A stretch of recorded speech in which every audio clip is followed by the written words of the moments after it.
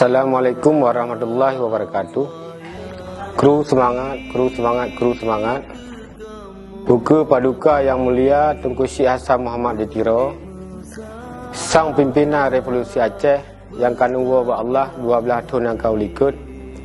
Dengan berkat perjuangan dronian, bertanya bamandum bangsa Aceh, kata riro tu dan kata depa, apa yang mesti tak buat untuk kepentingan nasional Aceh. Nibak momentum uro yang sejarahnya, Lon Saiful Bahri, Atinan Ketua DPR Aceh, mengajak bamandum bangsa Aceh untuk sama-sama memperjuangkan kewenangan Aceh di semua sektor publik agar segera bisa mengelola dirinya sendiri sesuai yang kamu tulis dalam MOU Helsinki. Merdeka!